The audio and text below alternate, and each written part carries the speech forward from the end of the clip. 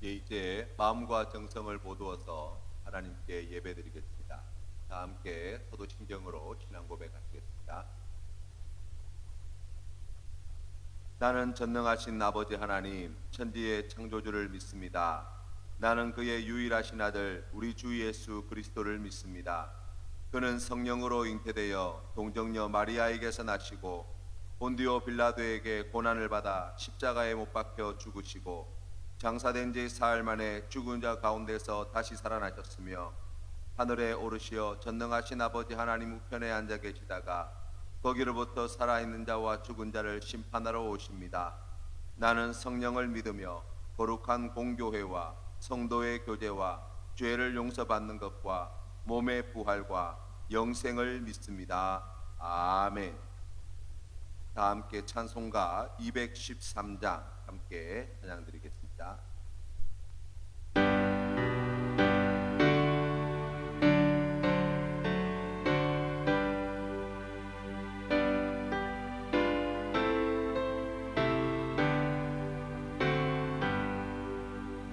나의 생명 드리니 주여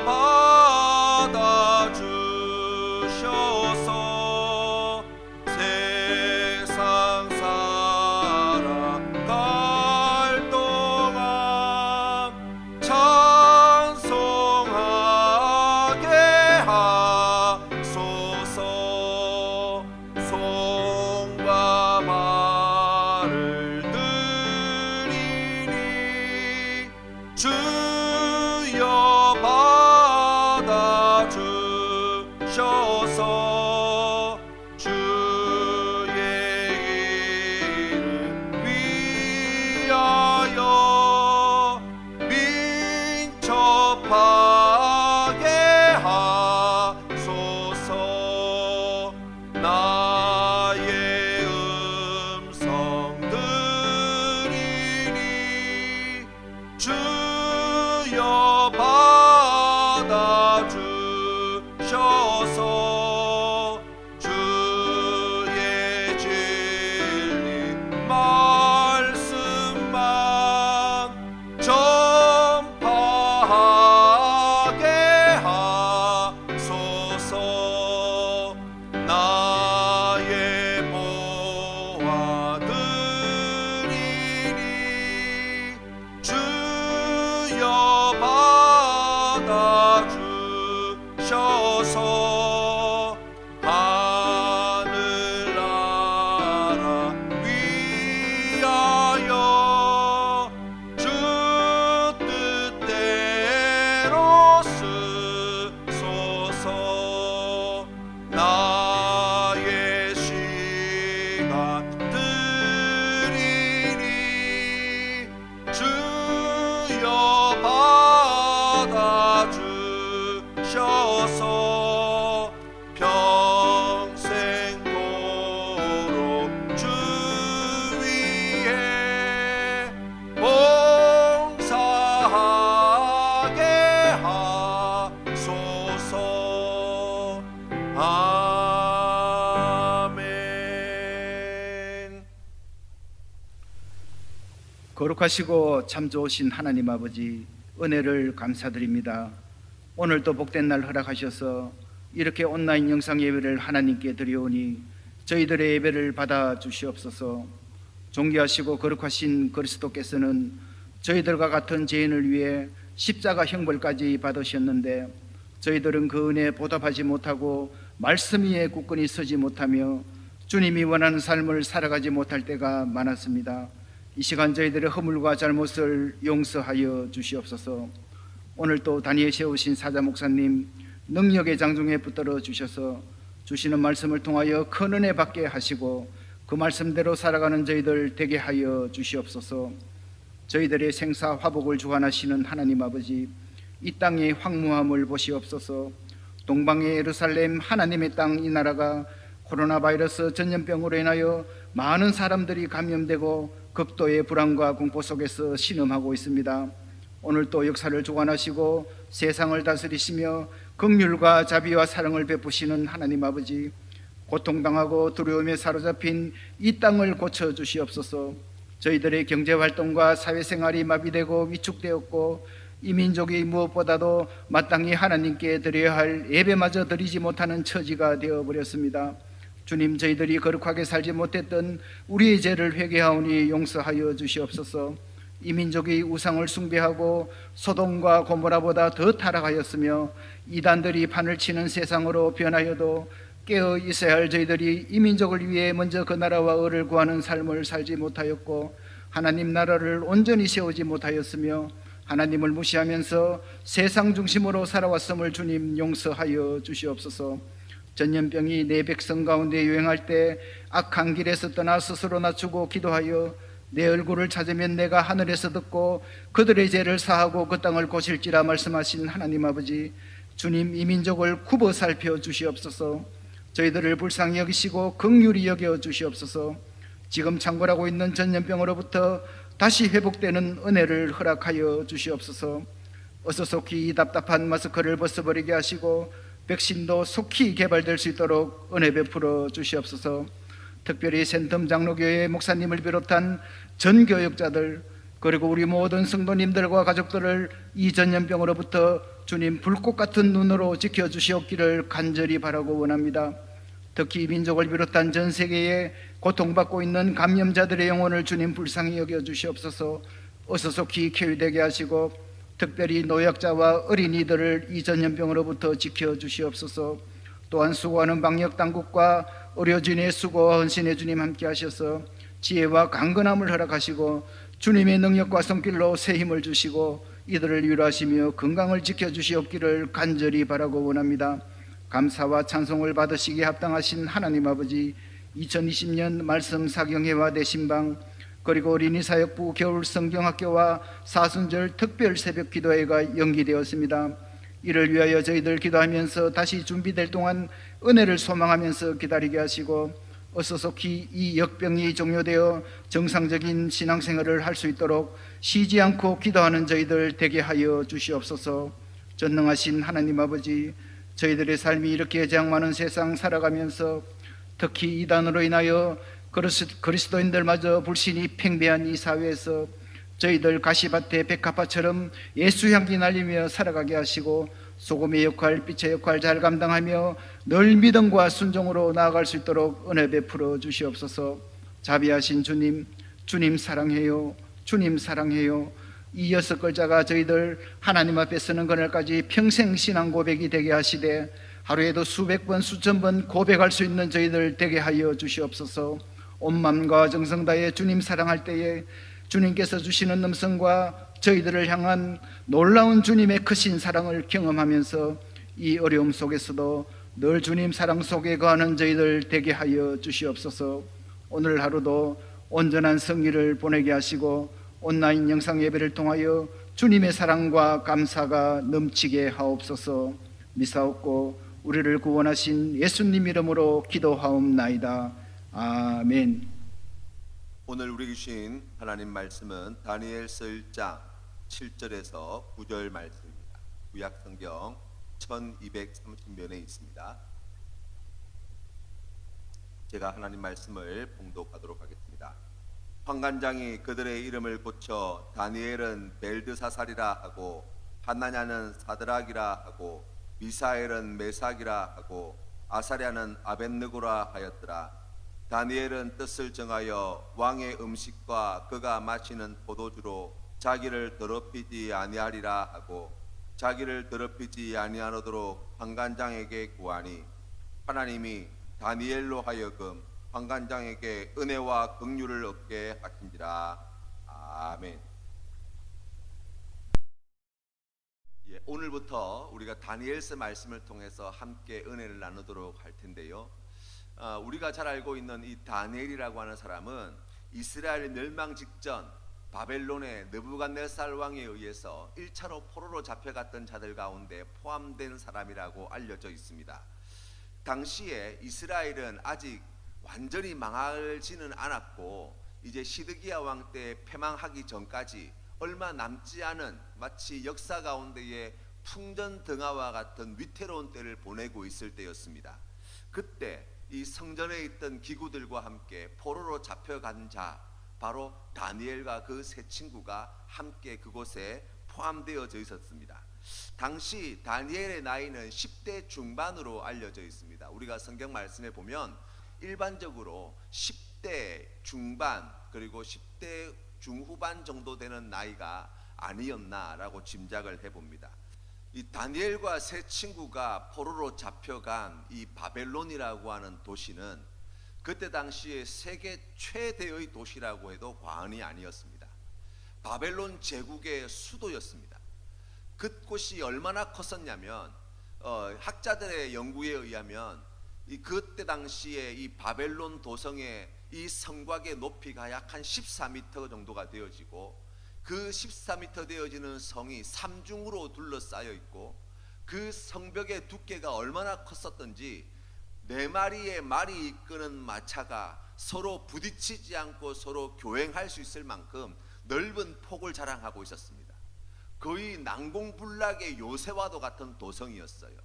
그리고 그 규모가 얼마나 컸던지 이 바벨론 도성을 한 바퀴 돌기 위해서는 무려 80km에 가까운 길을 걸어가야지만 이 도성 한 바퀴를 돌 수 있을 만큼 큰 규모를 자랑하고 있었습니다. 그에 비해서 예루살렘 성은 이 너무나 작고 보잘것없는 성이었죠.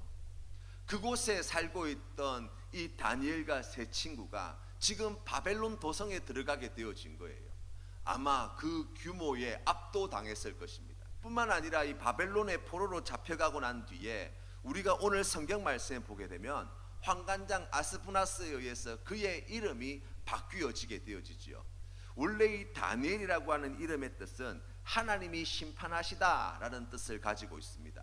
또 세 친구 가운데 하나인 하나냐라는 이름은 하나님이 자비하시다라고 하는 뜻을 가지고 있고, 또 미사엘이라고 하는 이름은 하나님 같은 분이 누가 있느냐라고 하는 뜻을 가지고 있습니다. 그리고 아사랴라고 하는 이름은 하나님이 도우신다라는 뜻을 가지고 있어요. 다시 말하면 믿음이 아주 훌륭하였던 이 다니엘과 세 친구 하나냐와 미사엘과 아사랴는 그 이름에 하나님이라고 하는 그 이름을 새겨 놓은 사람들이라고 이야기할 수 있습니다. 그런데 이 환관장 아스푸나스가 그들의 이름을 어떻게 바꾸어 놓습니까? 다니엘은 벨드사살로, 그리고 하나냐는 사드락으로, 미사엘은 메삭으로, 아사랴는 아벳느고로 바꾸어 버리죠. 그 이름의 뜻을 살펴보면 벨드사살은 벨이 그의 생명을 지키신다라는 뜻을 가지고 있고, 사드락은 아쿠신의 명령이라는 뜻을 가지고 있고, 메삭은 누가 아쿠신인가라는 뜻을 가지고 있고, 아벳느고는 느고의 종이라는 뜻을 가지고 있습니다. 여기에 등장하는 벨과 아쿠와 느고는 이 바벨론의 신들의 이름 가운데 하나예요. 다시 말하면 하나님의 이름이 새겨져 있던 이 이름이 이스라엘 백성들이 볼 때에 우상 그리고 이방 종교의 신들의 이름으로 바뀌어진 거예요. 또 그것뿐만 아니라 오늘 성경 말씀에 보니까 배워야 하는 학문의 내용도 달라지게 되어지죠.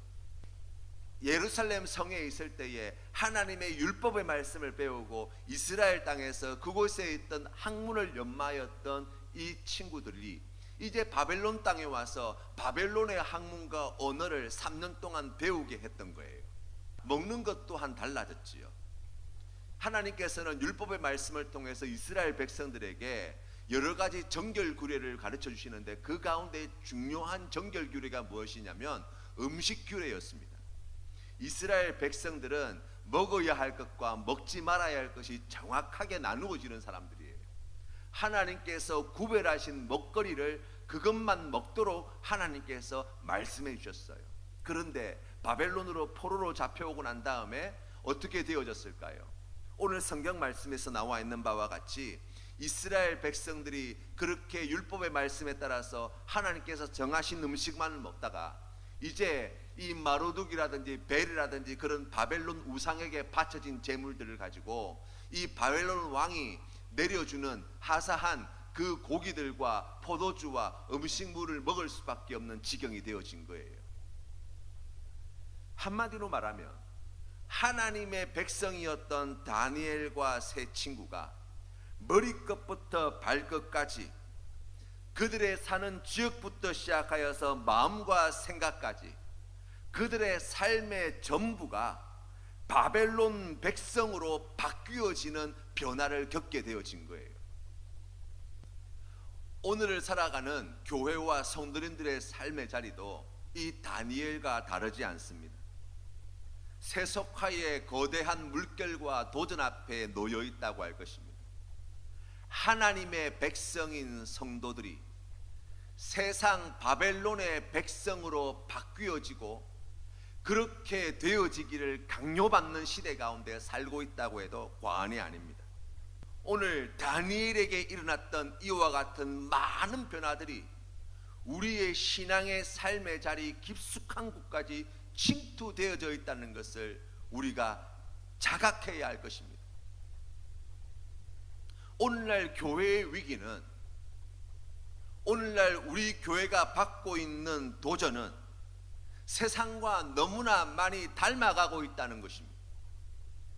오늘 많은 그리스도인들이 겪고 있는 신앙의 위기는 핍박도 아니요 박해도 아니요 바로 세상에 살아가고 있는 우리가 세상 사람들이라고 이야기하고 있는 그 불신자들과 점점 더 닮아져 가고 있다는 것에 있습니다. 이러한 때에 필요한 것이 무엇입니까? 이러한 때의 교회에게, 이러한 때를 살아가는 성도에게 하나님께서 오늘 말씀을 통해서 들려주시는 그 명령은 무엇입니까? 바로 다니엘과 세 친구와 같이 하나님 앞에 뜻을 정하여 주님 앞에 굳게 서라고 말씀하시는 거예요. 이 정하다고 하는 뜻이 확립하다는 뜻을 가지고 있습니다. 흔들리지 않는 뜻을 품었다는 말씀이에요. 오늘 성경 말씀에 보니까 이 다니엘은 하나님 앞에 어떤 뜻을 품었는가 할 때 바로 느부갓네살 왕이 내린 음식을 먹지 않겠다고 결단하게 되어집니다. 그 음식을 먹는 것이 자신을 더럽히는 것이라고 생각하였습니다. 여러분, 단지 고기에 불과할 것입니다. 그냥 입에 넣는 음식에 불과한 것입니다. 그럼에도 불구하고 다니엘과 세 친구가 그 음식을 입에 대지 않기로 하나님 앞에 뜻을 정한 데는 크게 세 가지 중요한 이유가 있었기 때문이에요. 그 첫 번째는 우상에게 제물로 드린 음식으로 자신의 신앙을 더럽히지 않겠다는 결단이었습니다. 예수님께서 광야에서 시험을 당하실 때에 40일간 금식하신 후 줄이신 예수님께 마귀가 다가와서 어떤 유혹을 해옵니까? 바로 눈앞에 보이는 돌덩어리를 떡으로 만들어서 먹으라는 것입니다. 그것으로 배 부르게 하라는 것입니다. 그러나 그때 주님께서 주신 말씀이 무엇이었습니까? 사람이 떡으로만 살 것이 아니요 하나님의 입에서 나오는 말씀으로 사는 것이라고 말씀하셨습니다. 그리스도인은 어떤 사람입니까? 하나님을 주로 모시고 사는 하나님의 백성은 어떤 사람입니까?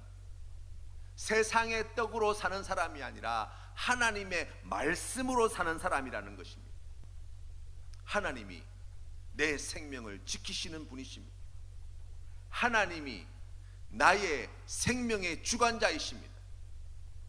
우상에게 바쳐진 그 제물로 제가 생명을 유지할 수 없습니다 라고 하는 귀한 믿음의 결단으로 주님 앞에 나아간 것이지요.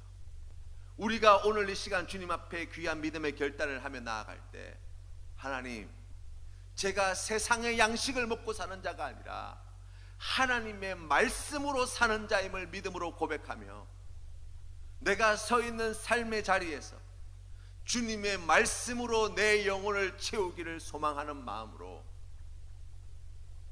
주님의 말씀을 가까이 하는 믿음의 결단으로 나아가시는 우리 귀한 성도님들 다 되시기를 주님의 이름으로 축원합니다. 두 번째로 다니엘이 이 왕이 주는 음식을 먹지 않았던 이 의미는 바로 바벨론 왕이 자신의 왕이 결코 될 수 없음을 고백하고 있는 것입니다. 다른 집에서 잘 키우던 강아지를 분양받아서 집에 데려오면 이 강아지는 이전의 주인을 기억하고 있죠.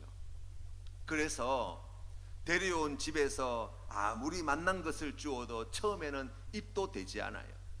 아주 끙끙거리면서 불안해하고 이전의 주인을 찾으려고 그 목줄이 막 목에 줄을 메어 놓으면 이 줄이 막 터져 나가라 막 몸부림치기도 하지요.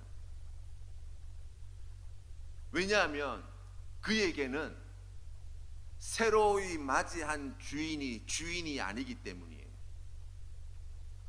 이 강아지는 자기에게 밥 주는 사람이 주인이거든요. 이 강아지가 새로 들어온 주인을 자기 주인으로 인정하는 표가 무엇일까요? 주는 음식을 받아 먹으면 그때부터 아하, 이제 마음을 고쳐 먹었구나 생각할 수 있습니다. 느부갓네살이 주는 음식을 받아 먹는다는 것은 어떤 의미입니까? 바로 나의 왕이 느부갓네살입니다. 내가 느부갓네살에게 충성하는 자입니다. 라는 것을 말하고 있는 거예요. 다니엘과 세 친구는 결코 느부갓네살을 자신의 왕으로 인정할 수 없다는 것입니다. 그래서 그가 주는 음식을 먹지 않았던 것이죠. 여러분, 우리는 누구에게 충성을, 누구에게 헌신을 결단한 자들입니까? 아니, 우리는 지금 어디에 충성을 하고 있습니까? 하나님이 우리의 왕이십니다. 하나님이 우리를 다스리시는 분이십니다. 우리는 하나님께 충성을 다하여야 할 자들입니다. 오늘 주님 앞에 이 귀한 믿음의 결단으로 나아가시는 사랑하는 성도님들 다 되시기를 주님의 이름으로 축원합니다. 하나님을 왕으로 모신 자는 어떤 삶을 살아가는 사람입니까? 하나님의 명령에 순종하는 삶을 살아가는 거예요. 하나님이 하라는 것을 하고 하나님이 하지 말라는 것을 하지 않는 것입니다. 그 명령을 지키기 위해서는 우리가 어떠한 손해를 당하더라도, 우리의 생명에 위협을 당하는 한이 있더라도 우리가 그 말씀에 순종하며 나아가는 것, 바로 그것이 하나님의 종된 자가 보여줄 충성이지요. 그것이 하나님을 나의 왕으로 모시고 있는 자의 삶이라고 이해할 수 있습니다. 사랑하는 성도 여러분, 우리가 이 귀한 믿음의 결단으로 다시금 주님 앞에 나아가시는 은혜 누리시기를 주님의 이름으로 축원합니다. 세 번째로 왕이 주는 이 음식을 먹지 않는다는 것은 바로 이스라엘 백성의 고난에 함께 동참한다는 뜻을 가지고 있습니다. 지금 조국 이스라엘 등 바벨론에 의해서 많은 사람들이 희생을 당하였고, 거기 성전에는 있는 귀한 기명들과 또 성전에 있는 것뿐만 아니라 나라에 있는 좋은 모든 것들을 어떻게 보면 이미 다 빼앗겼다라고 해도 과언이 아니지요. 그 땅에 살고 있는 백성들의 삶이 어떨까요? 많은 사람들이 굶주리고 헐벗었을 것입니다. 많은 사람들이 하루의 끼니를 해결하지 못해서 괴로운 나날들을 보내고 있었을 것입니다. 다니엘과 그의 친구들은 지금 어떻게 생각해 보면 그들의 인생에 있어서 새로운 기회를 잡았다고 해도 과언이 아니죠. 출세할 길이 준비되어진 것 아닙니까? 그 화려한 도시에서 그때 당시 세계 최고의 대학교에서 공부할 수 있는 기회를 얻게 되어진 것이잖아요. 그곳에서 그 나라의 임금이 먹는 음식을 공급받게 되어진 것이잖아요. 그러나 한편 생각해 보면 지금 조국에는 굶어 죽어가는 백성들이 있거든요. 이 왕의 음식을 먹지 않는다라고 하는 뜻에는 바로 고통당하고 있는 내 조국, 고통당하고 있는 내 백성의 아픔을 잊지 않겠습니다 라고 하는 귀한 믿음의 결단을 내어놓는 것이라고 할 수 있습니다.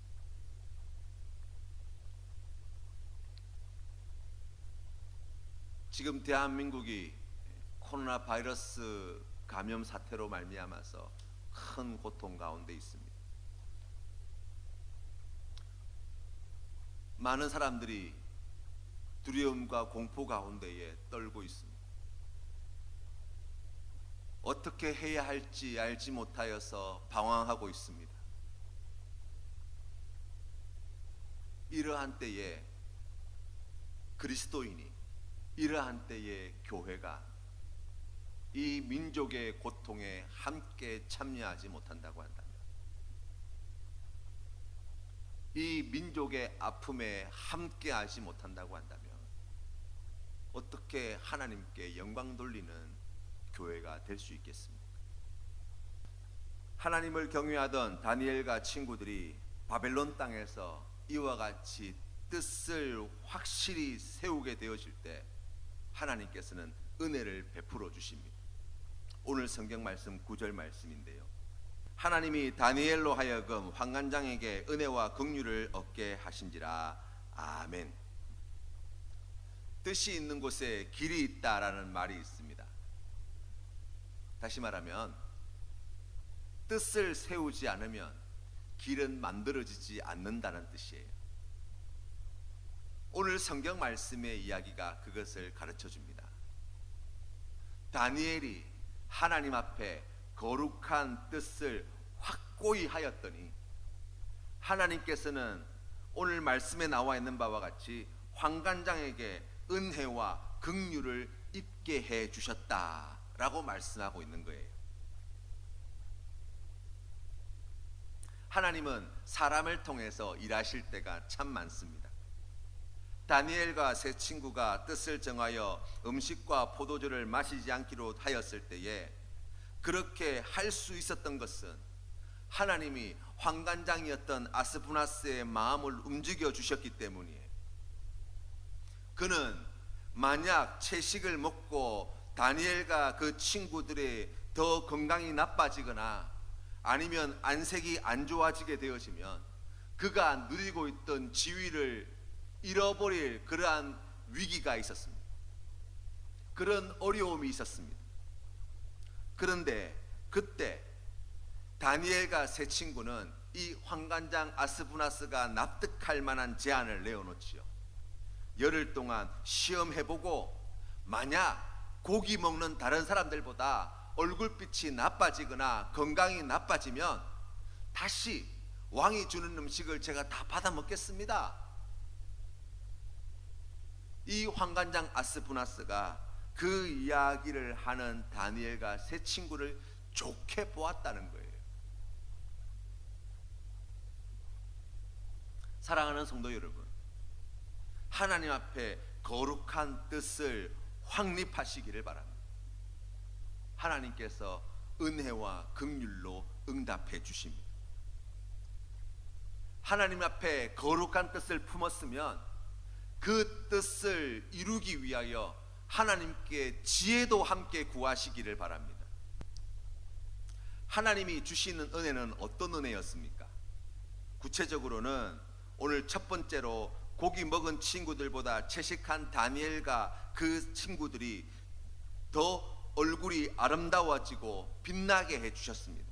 15절 말씀에 보니까 열흘 후에 그들의 얼굴이 더욱 아름답고 살이 더욱 윤택하여 왕의 음식을 먹은 다른 소년들보다 더 좋아 보인지라. 아멘. 여러분, 세상의 염려와 걱정과 욕심에 찌들어 사는 인생과 하나님 안에서 하나님의 위로와 은혜를 누리는 사는 인생은 그 삶의 질에 큰 차이가 있습니다. 무엇을 먹느냐보다 더 중요한 것이 있습니다. 무엇을 먹느냐 먹지 못하느냐보다 더 중요한 것이 있다는 거예요. 그것이 무엇입니까? 우리의 마음 안에 무엇이 들어있느냐는 거예요.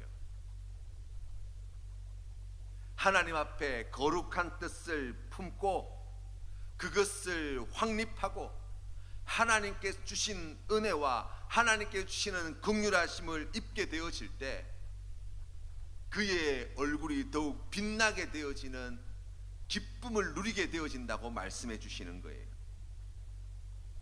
두 번째로 학문과 지혜의 은사를 하나님께서는 허락해 주십니다.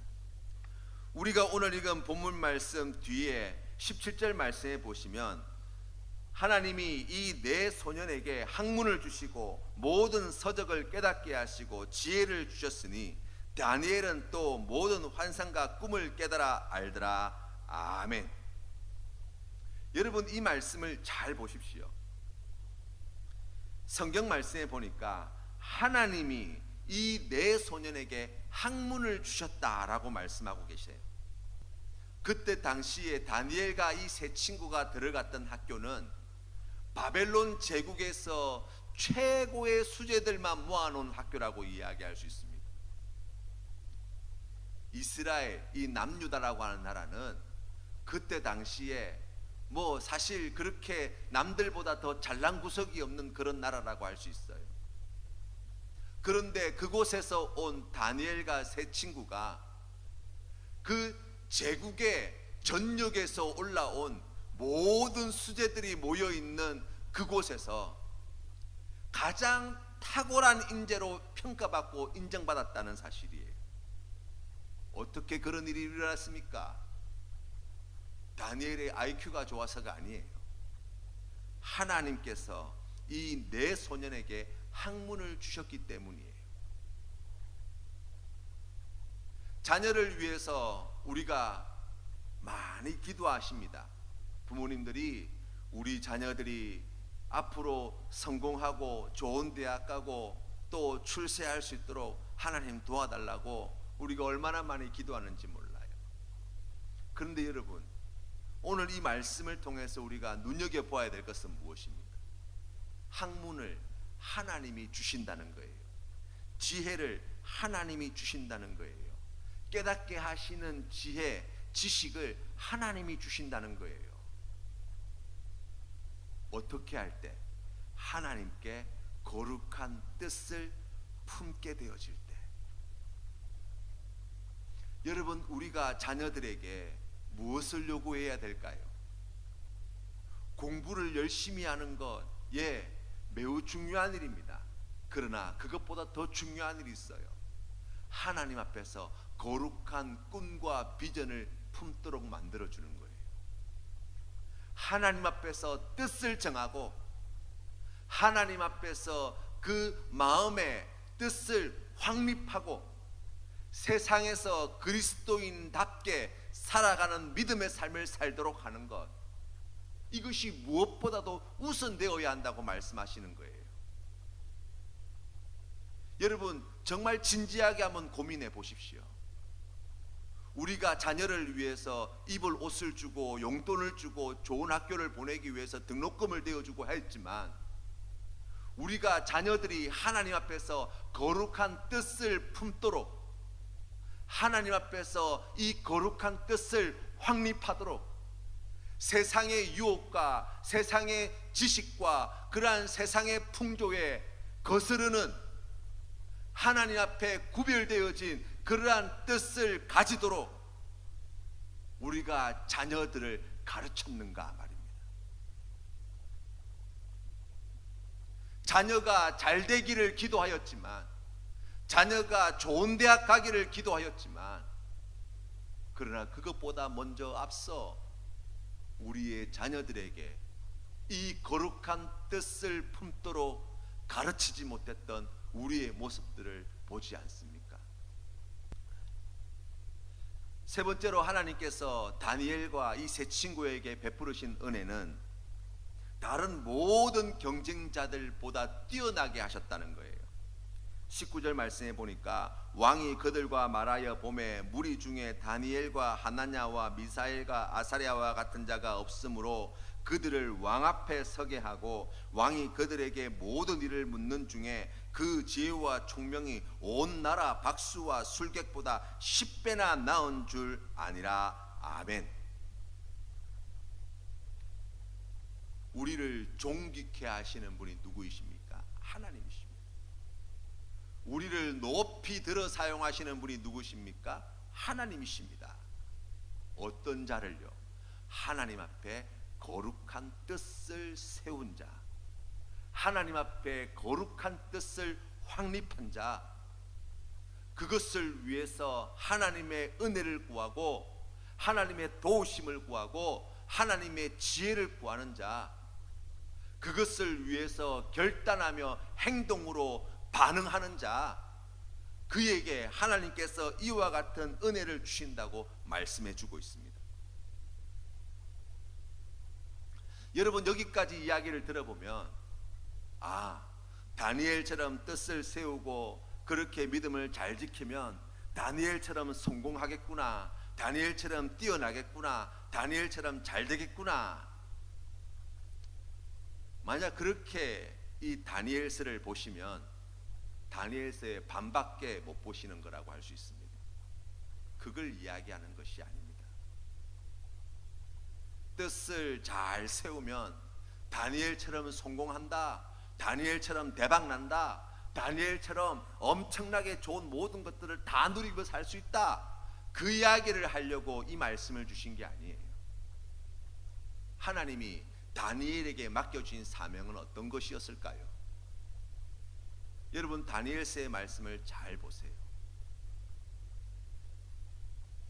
다니엘에게 하나님께서 주신 사명이 있어요.